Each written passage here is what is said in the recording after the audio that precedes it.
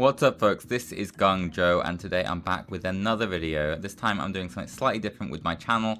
As described in the kind of channel update, I'm going to be focusing more on games that I just really enjoy playing, which means I'm going to be showing a lot of smaller games, a lot of indie titles, as well as some of the bigger titles too, but maybe not so much kind of Apex Legends and just the idea of playing the same game over and over again. And a game that I've been playing recently is Spelunky 2. And this is a really cool game for a number of reasons. I was a big fan of Spelunky 1 and its kind of procedurally generated platforming level design. And if you don't know what the kind of selling point of Spelunky 1 is, it's kind of this idea that you enter this dungeon and it's laid out with this procedural, randomly generated system. And that doesn't mean that, you know, everything is randomly placed. There are rules in place that determine what a good place for things to be and a bad place for things to be is. So that means that you have different levels that are generated, but those levels are generated with a certain certain qualities in mind. You're not going to get like a level that immediately kills you, for instance. You're always going to have jumps that are makeable, basically jumps that you can actually make with your character.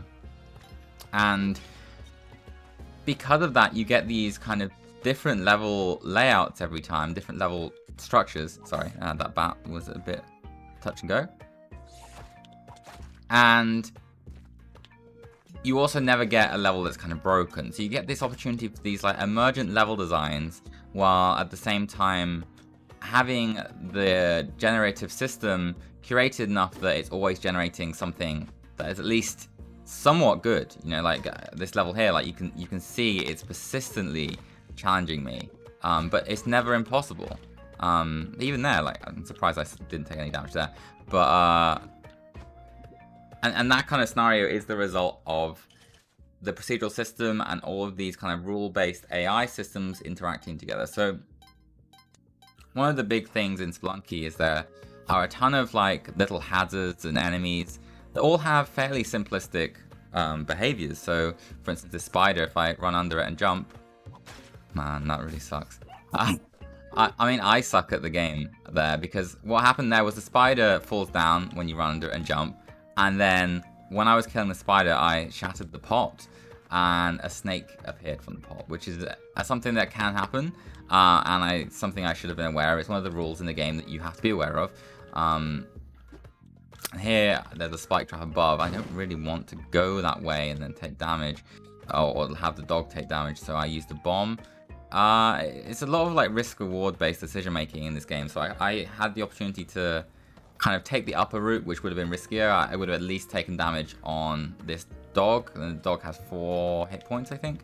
But I chose to use a bomb and take the safe route, but obviously that means that I'm using a bomb, so that's a resource that I've expended to take a safer route. And again, it's kind of the same situation here. Like there's things I could do to kind of trigger that trap up there, but I could also just take this route. So another trap here, and what we're going to do is improvise. And that's one of the really cool things about Spelunky 1 and 2, is that everything in the game kind of has like multiple functions. Like, oh god, I killed the dog with a whip. I'm pretty, my skills in this game are pretty questionable, I would say. Like, I'm definitely not an expert at Spelunky 1 or 2. I really would have liked to get that dog to the end.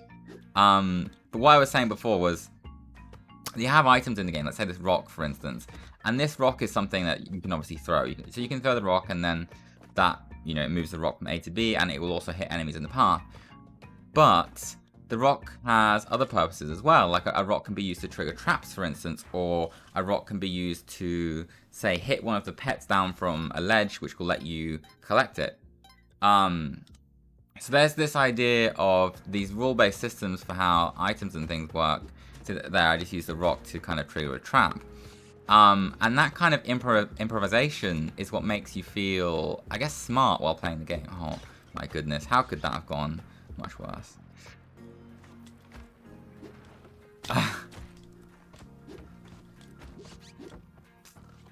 Okay, so we've got two snakes on top of a tiki trap, and I got the snakes. And the turkey just died. Now, turkeys are interesting because they can be kind of given to one of the NPCs for a reward, but you can also sacrifice them. And again, that's that kind of idea of multi-functionality that's present throughout the game. That you're always making, it means that one, you're always making decisions, and you have lots of opportunities to kind of feel clever by kind of interacting with things in different ways. So this is gonna suck because I don't have a rock or anything. Okay, so see this dead turkey, right? Useless, you'd think.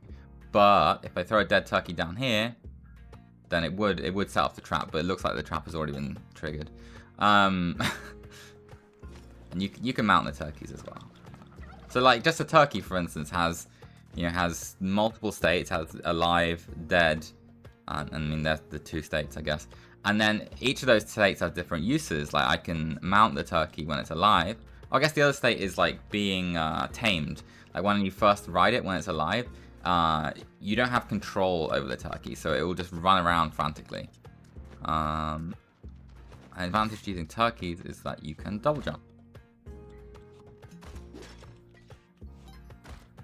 The kind of objective of the game is really just get as far as you can. If you become more kind of proficient at a game like Spelunky, then you kind of have like meta goals that you have in mind, that you might need to get to the end without kind of collecting any gold, or you might need to get to the end with a particular item to trigger like a secret level or something like that. And you can unlock new characters too just by playing and kind of getting to a certain points in the game. Like you'll often find these little coffins which you open which have a new character inside of them, but they don't offer any kind of meaningful change for the gameplay. Right now I'm not doing very well. This pot up here is bad, at least bad for me to destroy it right now. If you destroy that pot, it triggers a ghost, and the ghost will chase you around the whole level. But if you get that pot to the end of the level, then you'll actually be rewarded. But I think it's 10,000 gold. We drop down here. There is fall damage in Spelunkies. That's why you're always kind of being careful with how far you're falling. It's all about learning little rules. Like that bat, for instance, they won't drop down when you're horizontal with them, but if you're at a tile below them, it's when they drop down. So that's why I dropped down there to trigger the bat, and then jumped up, hit the bat. And it's all about learning the game and its systems, and then you can kind of figure out how they're all going to interact together and develop a plan for how to progress through each kind of individual screen. And this is one of the moments in Spelunky which is kind of scripted, because this boss is always here. And he just charges at you, really. But if he touches me, he's going to insta-kill me. So, that's not good, basically. We want to avoid that. And he will destroy a portion of the stage. We're just going to go through here and ignore him. It's possible to kill him. In fact, if I had, like, spike shoes or something like that, I would probably go for that. And then you're rewarded for doing so with some extra items and some health as well. But I just don't really have the items to do it very comfortably at the moment, so I'm just going to skip ahead and ignore that. Another big factor in Spelunky is that each level is timed, and I just destroyed that gold. I'm stupid. I do have a fair amount of gold at the moment. Each level is timed, and if you take too long, then you'll find that you're chased by the ghost, basically. A ghost appears and chases you. So there's this kind of like risk-reward element, because you're thinking like, oh, well, this way is a safer route maybe, but, you know, the timer is going up and I'm taking more and more time. And right now, I'm in a pretty uncomfortable position, because I really don't like these plants. I don't like them mostly because they can one-shot you. I don't really want them down there, do I? No. That's terrible. That's absolutely terrible. Why did I do that to myself? And that's kind of, it's easy to do that in this game, to be honest with you. So I'm using another bomb, which I hate doing because I only have 4. I haven't found a shop yet. I guess I missed a shop earlier on, because I would have normally found a shop right now. And there's one of those coffins that could potentially unlock a character, but I think because I've unlocked the character for this stage, it would just be like a slave in that chest. And nice. These monkeys kind of just react to your presence and...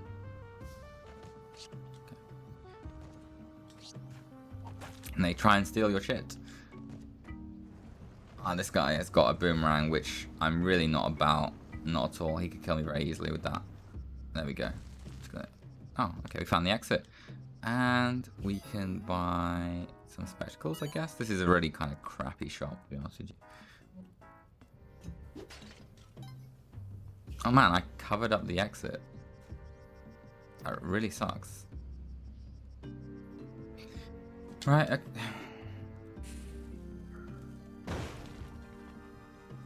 If I didn't have a bomb there, I'd be kind of screwed. But that's the first time I've seen that.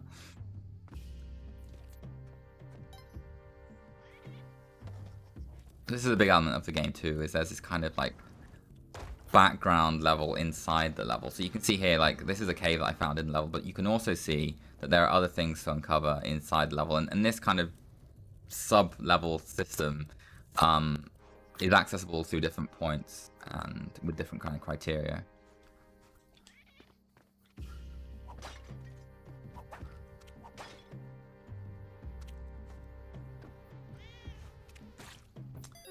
The moon challenge, yeah, okay. I guess we'll do the moon challenge. I actually don't really like the moon challenge. And the clover is good, which gives you like an item which stops the timer from triggering the ghost.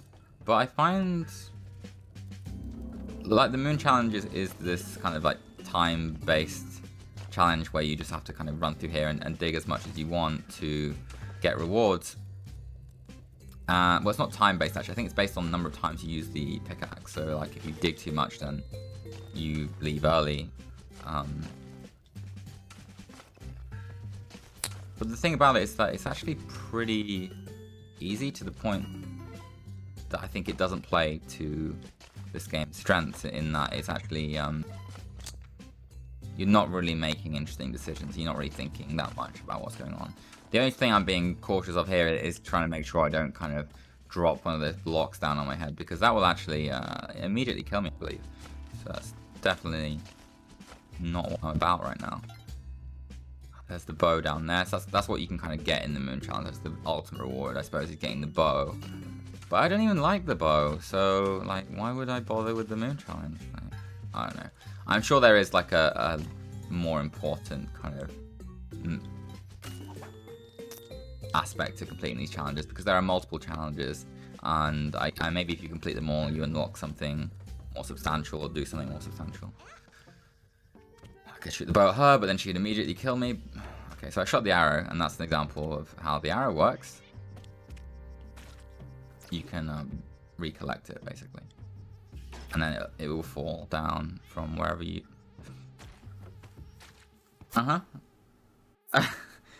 So I'll do one more run just to show you this game. But that kind of amusing emergent death is kind of why I find this game as fun as it is.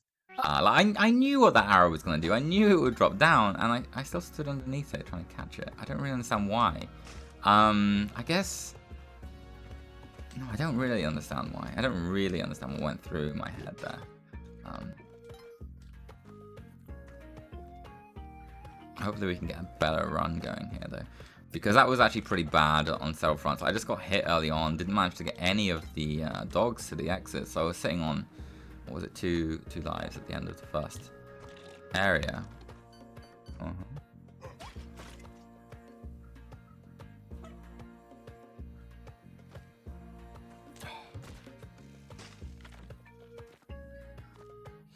This is what I wanted, was the skull from one of these, because I don't know if this trap's been triggered. I don't think it has. No, see? But I lost the heart getting the skull, which means it was kind of redundant that I even bothered getting the dog, because at best the dog gets me a heart. So, yeah. Okay, so I used the dog to trigger the trap, which cost some of the dog's health. But that's probably fine, as long as it doesn't get hit. Oh my goodness. Okay, that is... I actually really don't like that. I really, really do not like that. And there's a mole on this side, which sucks too. I threw a bomb there, which isn't especially wise, and it's definitely a waste of resources, but I didn't really have anything that I could use. We're gonna do the instant restart here, which there's no shame in instant restarting. Don't let anyone tell you that there's any shame in doing instant restart. Sometimes you just gotta cut your losses and maximize the value of your time. And that run was terrible, and the less said about it, the better, I think. We learned from it, and that's the most important thing. We learned that we shouldn't be throwing arrows upwards in the same way that we shouldn't be shooting arrows at walls and then standing underneath the arrows. Like, you know, when you say these things out loud, you know, they sound like perhaps common sense, but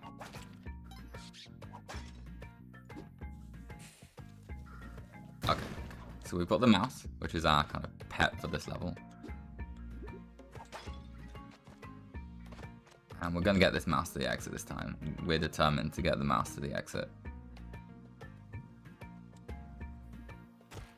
Don't want to stay here too long, because that guy wakes back up. There's no, like, explicit value in killing enemies, which I think is a really cool design choice, because that's what frees you up to make interesting decisions when you're kind of encountering an enemy. Like, you don't always have to kill it because it's more valuable to do so. You can kind of decide based on risk and reward in terms of, like, is it going to make my life easier if I kill this enemy, and if not, is it going to be easier if I just avoid it? So it's often like that skeleton there. I'm glad I don't have to go down there and hit the skeleton just for a chance that it drops gold or something like that. I think it's a good design choice. This is a really annoying level intro, because if I walk down here, then the trap hits me. But whatever.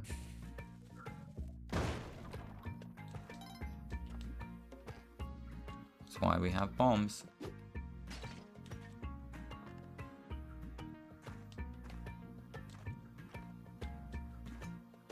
Oh goodness, see, so that's the thing about pots. I smash them because they might have money in them, but they also might have a enemy in them. And spider is the least of your worries when it comes to those pots. You can get scorpions in them, which kind of jump at you frantically. Same with skeletons as well. Like, you can walk up to a skeleton and pick up the skull, which is somewhat valuable because it gives you a throwable. But they can also just kind of get up and kick your ass. Okay, so we don't have enough money there. We're kind of very poor right now. We're gonna try and... We do really want those spike shoes, actually. I don't really care about the rest of the stuff. I mean, it'd be nice to have the cape and the gloves and stuff, but we're not gonna get those. There's a mole there. We don't... Gonna bomb this just because... I really probably shouldn't have done that, actually.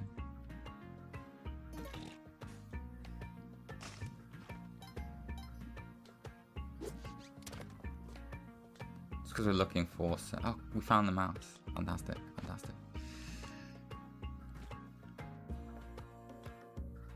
And hopefully that just walks into the door. Yeah, it's going to walk into the door.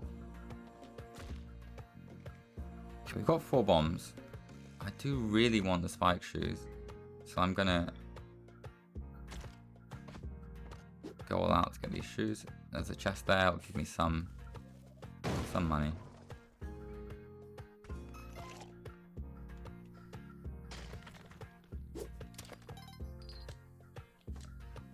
And this is the kind of stage where we're actually running lower on time a little bit. And definitely low on resources, which has been my error, really. There's definitely ways I could have maximized the use of my bombs and ropes there in a way that I haven't. Don't think I can find the door for this key. No, it's probably up there. So I'll just leave the key behind. But we did pretty well. We got spiked shoes and we got an extra heart because we got the mouse to the exit. And we're doing okay. And this is another element of kind of like the procedural system, is that you can generate these kind of variants of levels, which is this is a dark level. And we don't really like dark levels. Oh god, is it that? And I threw the pot at the spider and the pot became... Oh, the pot is the bat and the pot became a spider. That's fine. Okay, so we can actually... One thing we can do here is we can roast the turkey with the fire. Why did I... Lamp? Oh my goodness. That's not what I want in my life. I really need this torch back. And that is a waste of a bomb because I threw the torch.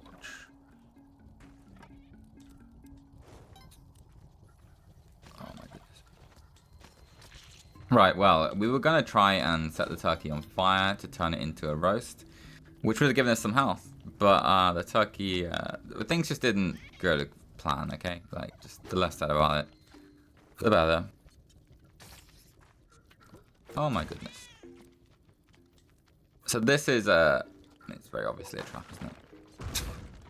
I didn't mean to do that. A skull fell out and then it fell on the platform and triggered the trap. I just meant to clear the way a little bit.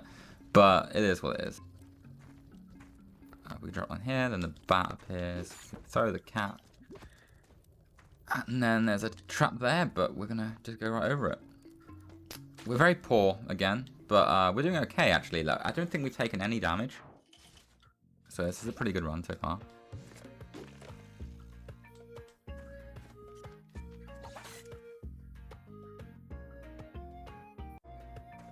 And we've got, what, one rope. So we can't really afford to use that rope to get that one mouse there. But what we can possibly do is if we can find something. If we can find... let's see, how high can we... Yeah, that'll... Jesus Christ. Okay. So this is kind of what I was talking about earlier about improvisation. If I can get this throw correctly, which I might not be able to do.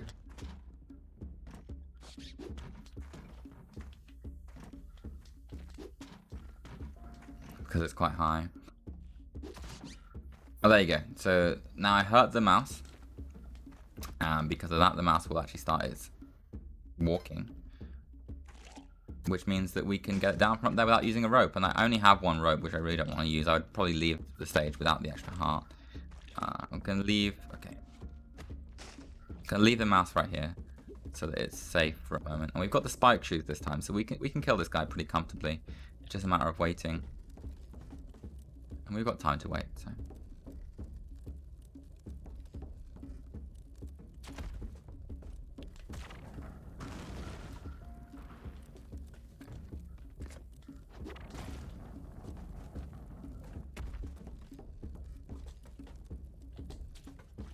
There we go. So you get a bomb bag and some chicken. Oh my goodness. Why do I suck?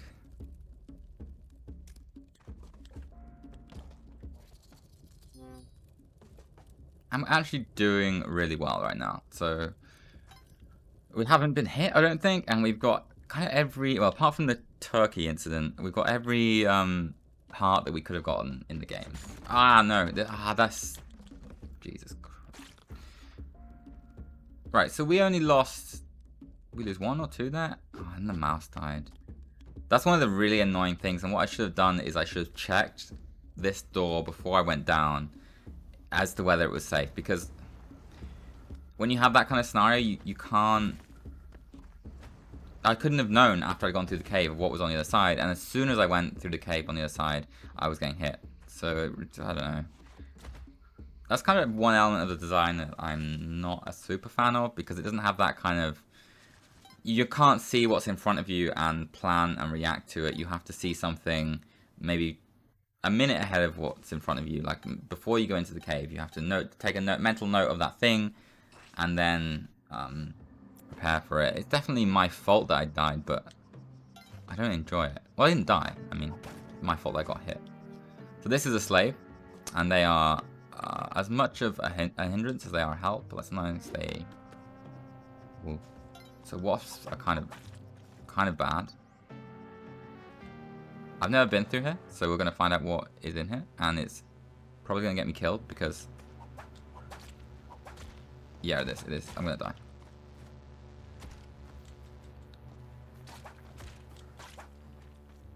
Okay.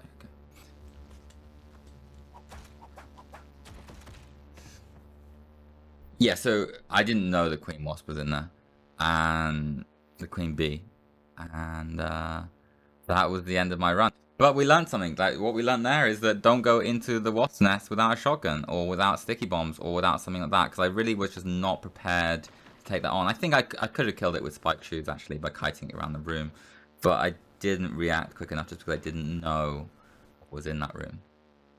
And this is Spelunky 2. It's a game that I really enjoy. I think obviously emergent gameplay is a big selling point to this game, and kind of learning all its individual rules and then kind of piecing them together into this improvised strategy on how to progress through each room. And I think that's what makes the game so satisfying, because all of these kind of pieces come together through your learning, and kind of persistently being rewarded for all the things that you're learning is what makes the game feel satisfying. And you see that in your progression through the game. You're getting further and further into the dungeon and seeing more and more things and learning more and more things because of that. So it kind of has this gameplay loop that keeps you going further and further. This has been Gung Joe. Hope you enjoyed the video. Catch you in the next one.